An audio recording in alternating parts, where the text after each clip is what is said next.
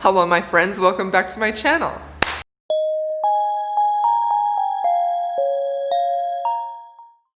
So this is a different setting, isn't it? I got this idea from Books with Samantha, who was doing car chats. She talks about books in her car on her lunch break, and I thought that would be a super fun way to do a video kind of quickly, just kind of off the cuff, similar to vlogs, but a little bit shorter, because I feel like I really get my best conversation about books when I'm like not like super pressured and like get all dressed up and get everything set up just perfectly to film. So this is me just being casual. We're in the garage gym, me and Cosmo. I've got him on a leash so he can behave. We're about ready to work out, and so for today's video this is my pre-workout, which I mix, so it gives me a little hit of caffeine, some beta-alanine for muscular endurance. Anyway, it's a bunch of stuff to make you have better athletic performance. You can't drink it, it's not for doggos. So I have this I'm mixing, and I'm gonna drink it while we talk about the books today. We're actually not talking about books today. Today I have a little treat for you, a special little treat. We're gonna be reading 1-star reviews of my favorite books of the year.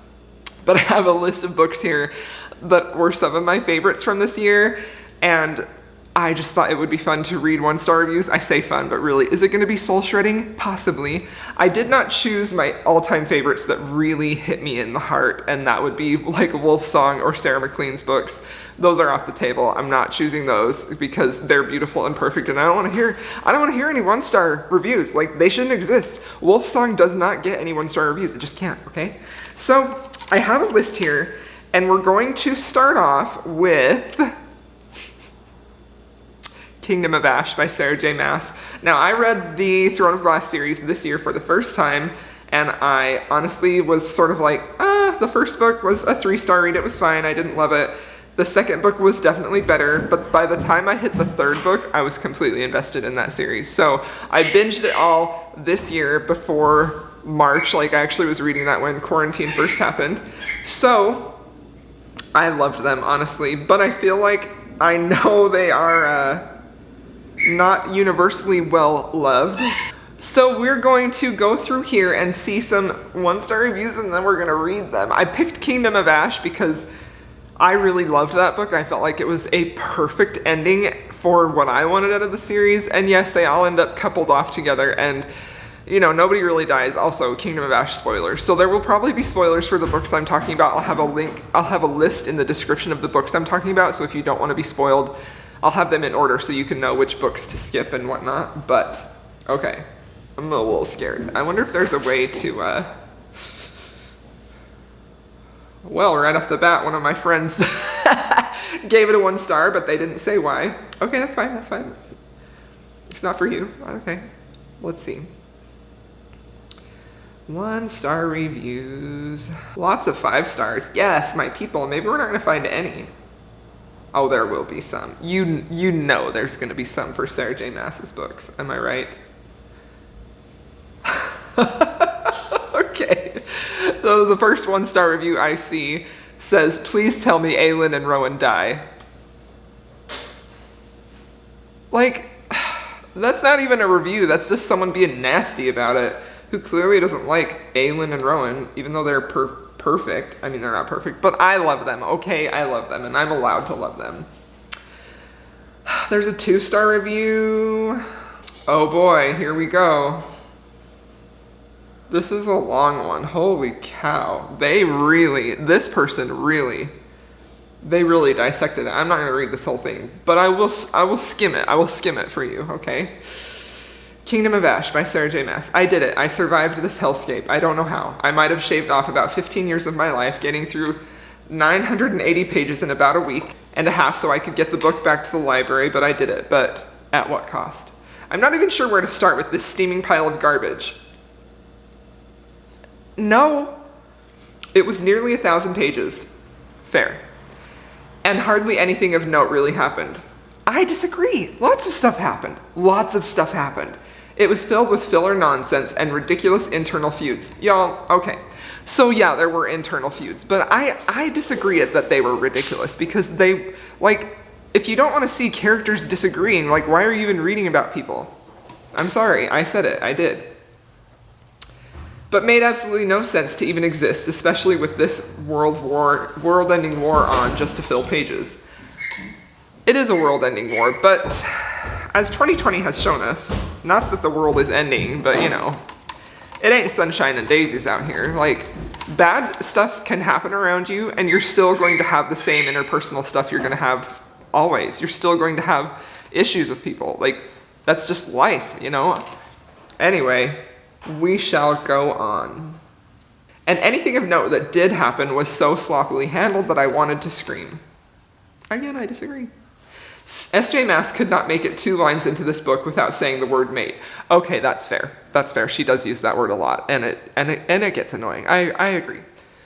I like it, but I get your point. I get your point, girl. I get your point. This is what I mean when I say it set the tone for the book, because if you have read this far in her books, you know what I mean when I say that this entire book is filled with her heavy-handed, badly written garbage. So let's delve into the thick of it. I'm going to try to be as organized as I can. So she goes on and on and on and on. Like, she held nothing back. She completely eviscerated this book. And she ends it by saying, I am grateful to be done with this series. This series was garbage. I started out liking this series and Maas writing, but as I've discovered, Maas' talent doesn't lie in writing, but in brutally mutilating her own creations until they are unrecognizable husks of what had once made them in even the slightest bit interesting. And no, I don't recommend these books to anyone. Save yourself and just go read Holly Black's books if you want actual fairy content. Now, that's one that I definitely disagree with, because I don't feel like they handle fairy. It's okay to handle fairies differently. Like, you don't need to just have one way to talk about fairies. Holly Black's fairies are interesting, sure, but they don't hit me quite the same as, like, Reese and, you know, A Court of Mist and Fury. Like, that's the kind of fairies that I really enjoy. I like both aspects of them, but if I could only read one, I would definitely go with A Court of Mist and Fury forever. And I also will say that the fays in Kingdom of Ash, yeah, they were kind of meh. It was good. It was fine. It was fine. Well. Okay. This next 1-star review starts off by saying, guys, this book is even worse than we all predicted. There's a lot of sex, and all of it is nasty.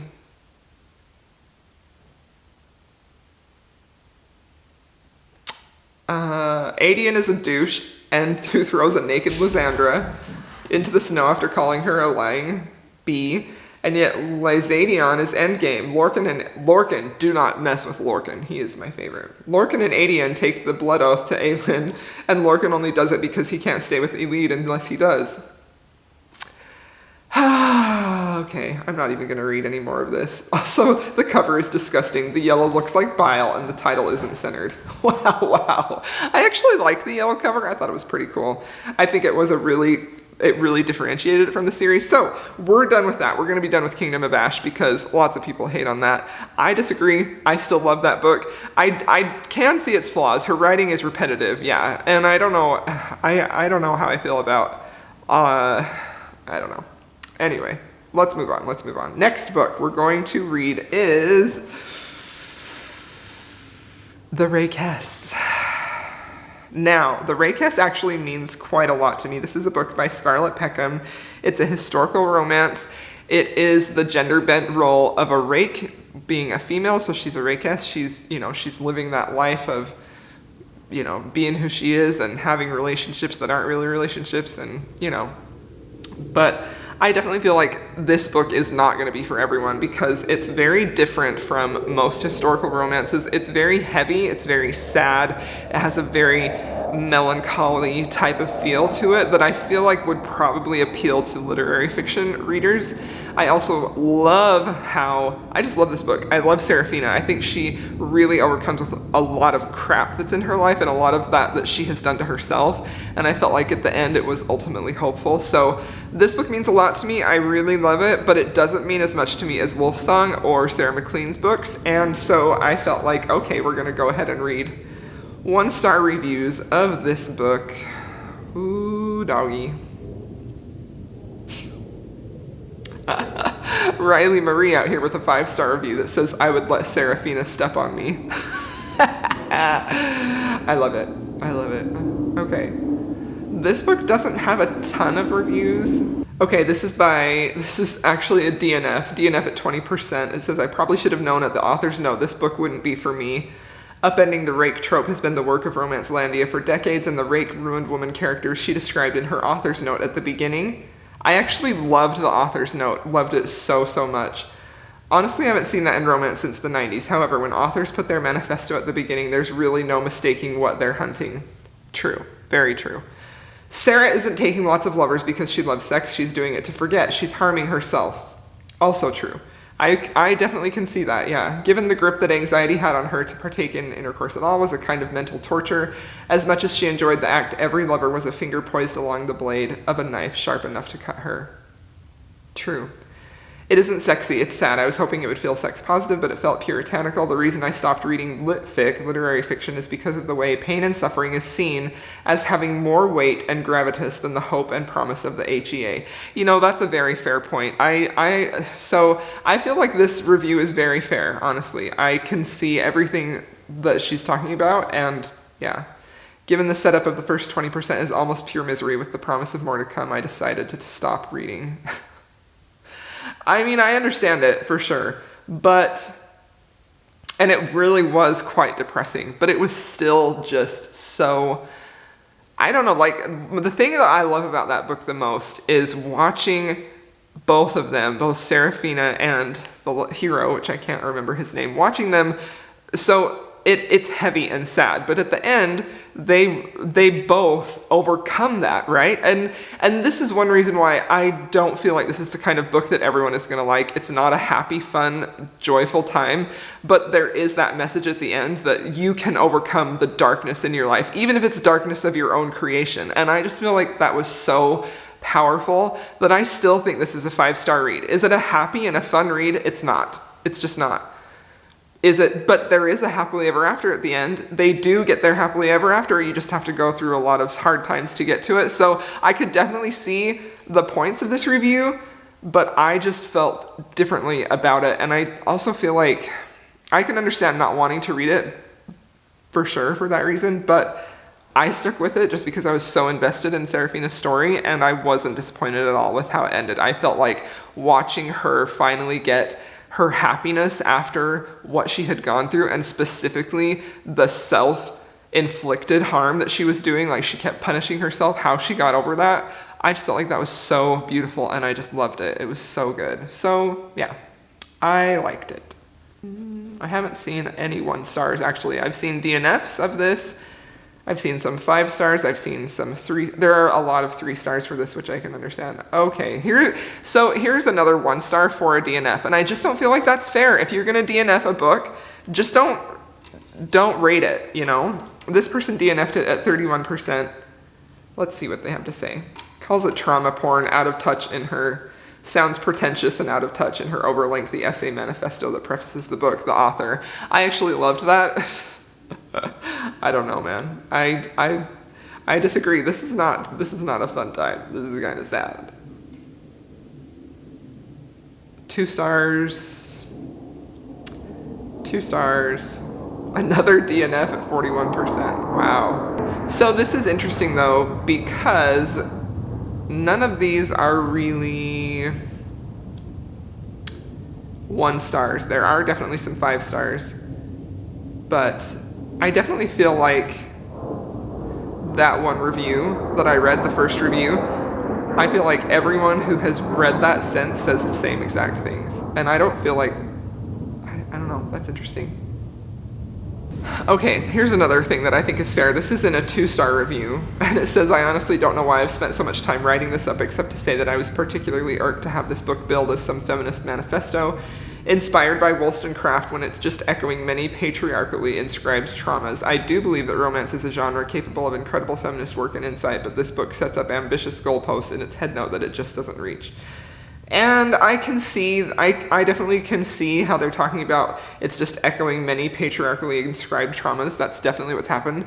But also, but see, this is where I disagree with it, because I definitely feel like this book does that, and it does that because that was realistic at the time. And I feel like Seraphine, that's one thing that I love about this book, is that it was very realistic of the time. I can see that happening to women, and I can see and feel Seraphina's anger and her sense of injustice and how she's really striving to overcome that. And I get how not everyone wants to read that when they're reading a romance, right? So this is where I feel like, is it really a romance? I mean, they do get a happily ever after, but there's not really much fantasy in the romance. It's literally, this could happen. This is exactly what could happen to women, and it shows you what was wrong with it. So here I am, passionately talking about the Rakess. I'm going to move on. Let's pick a different book. So I can see the points that people are saying. I also am saying I disagree with it. Okay, let's pick Hunger Like No Other. Oh boy. Here we go. Whoa, right off the bat. Oh, we've got a 1-star review, like, at the top. I despise this kind of rape glorifying. We have the innocent half-vampire girl chased all over town by psycho madman who makes several starts to rape the terrified girl and has her crying and begging. Then lo and behold, just as he is about to, she suddenly feels desire for him, and off we head to lovey-dovey land despite him treating her like crap. That is a very big oversimplification. Like, like, you're not wrong, but I'm seeing it through a different lens than you are. You know, like, it definitely wasn't just this easy going into lovey-dovey land, but I could see how some people would see that, yeah. All right, let's see. If men on the street behaved like this, I somehow doubt we'd see it as fluffy bunny romance. We'd be screaming blue murder. I know this is fiction and the excuse is his tortured past, but it still isn't the slightest bit romantic to me. Just plain sick. So this is where I feel like someone has misunderstood. Well, and I don't want to like harp on anybody but I feel like, so this is a paranormal romance, right? And it's not because of his tortured past. A lot of how the hero behaves in this book is because of what he is. He's a Rayquez, he's a werewolf, he's scented his fated mate, and so he is doing whatever he can to get to her, believing, because of his biology, his paranormal biology, that she will feel the same way about him.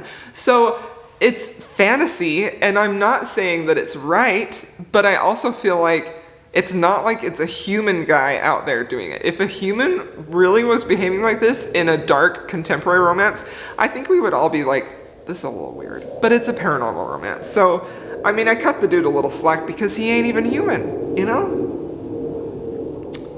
All right, let's find one more for that one. Oh boy. DNF at 58%.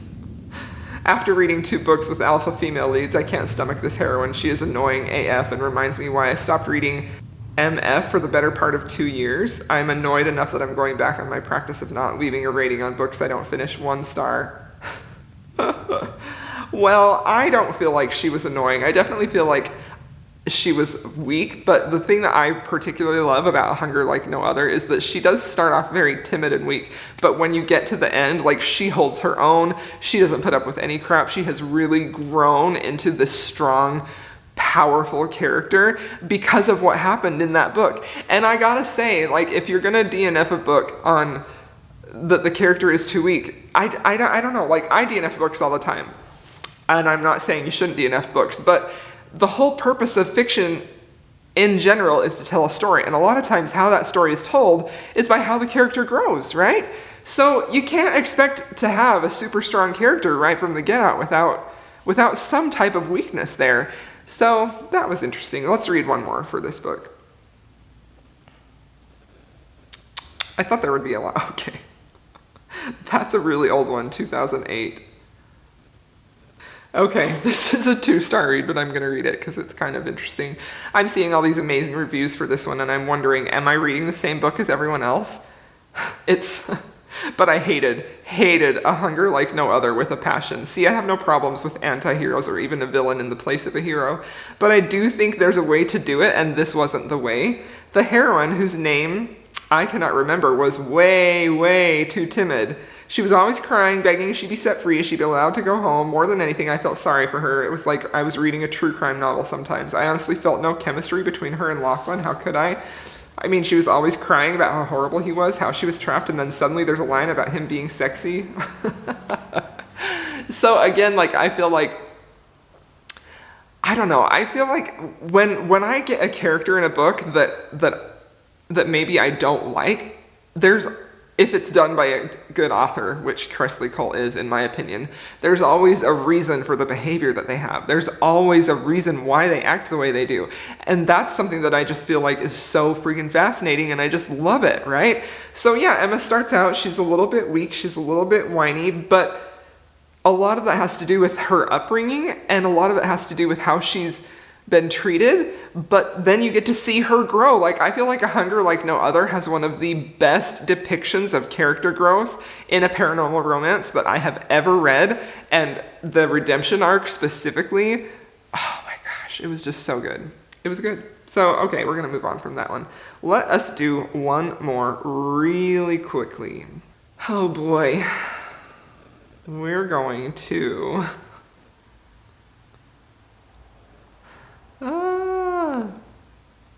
we're going to do Midnight Sun because I loved Twilight back in the day. I recently reread it in March and I felt like it didn't hold up for me. It was really more of a 3-star read. But I did read Dawn, Midnight Sun when it came out, and I freaking loved it. I loved it. I loved seeing Edward's point of view. I unashamedly loved it, and I gave it 5 stars. Okay, let's see. 1 star, here we go. Look, I'm doing this for high school Lindsay. She had to suffer through the low-rise jeans phase, so I owe it to her. That's funny, girl. That's funny. Even though she and I will never be cool with Bella's floor-length khaki skirt. DNF at 34%. Look, I can't do this even for low-rise jeans, high school Lindsay. I'd like to say she'd understand, but the day Stephanie Meyer posted the leaked chapters on her website, high school Lindsay drove to the public library after school just to read them, and she loved them. Edward's point of view adds nothing new to the story. I totally disagree. I feel like Edward's point of view really added a lot of nuance to why he behaved the way he did, and it was really interesting from my point of view. Now again, I'm a huge Twilight fan. I still like them. I'm not ashamed of it. I like what I like.